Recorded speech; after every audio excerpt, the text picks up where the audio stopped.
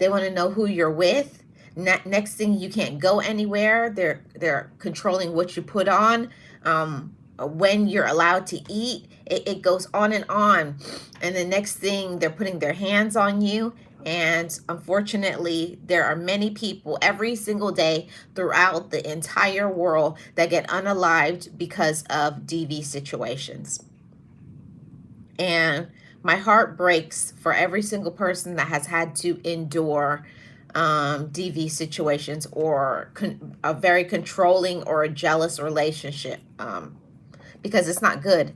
And that evil, it starts small, and then it escalates, then it grows, and it turns and snowballs into something that we can no longer control. You don't have control and power over what they were doing. Maybe before it was something small, and then it gets to be something out of control, and next thing, you wake up in the morning and you have bruises all over your face and your body. Oh, I forgot to say, trigger warning.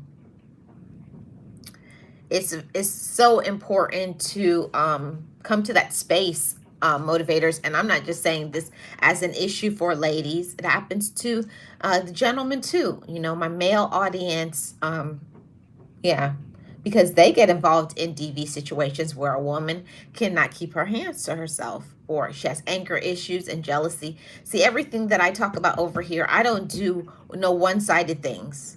It's things that can happen to ladies, and it's things that can happen to gentlemen as well. And my heart breaks on both sides. Nobody deserves to be in a situation to where they feel fearful, they feel scared in their own home. They feel that they can't eat, they can't talk to who they want to talk to. They're not free to make decisions. They're actually controlled. And, you know, honestly, some people are stalked, you know, at their job. They're followed to wherever they go. If they go to hang out, they show up there. They want to know who's there. They want to see where you are. It's crazy how the controlling can be in these DV relationships. And in the beginning, it may seem cute or funny to you. Oh, they just want to know where I am. And the next thing, they're showing up at your job. They're calling you 15, 20 times a day. They want to know who's there. And next thing, you move in together and they put their hands on you. That's one of the things that I will never accept it. I will never accept it. I will never say that it's okay. And nobody else should either. And sometimes, like, people will make an excuse and say, it's me.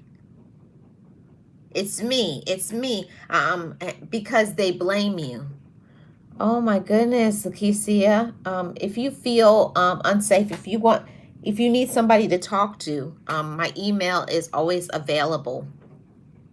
And we can talk offline, because I believe in giving support to others. I have a story as well that I have never shared, but yeah.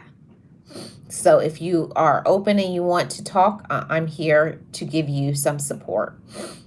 So it's so important for us to know that we don't have to take what other people put out. You don't have to take a DV situation. You don't have to take being stalked. You don't have to take being someone always jealous of what you do.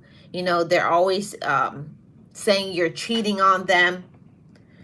It's a really crazy situation. And, you know, if you feel unsafe, if you feel scared, if you're being hit, if you just don't feel like you're in a good situation, and it doesn't always have to be in a romantic relationship.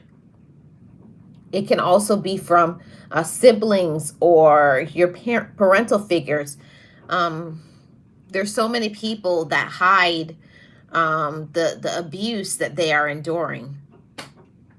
Looking forward to moving to another location. Even though I feel safe where I am, I still don't trust being in the country.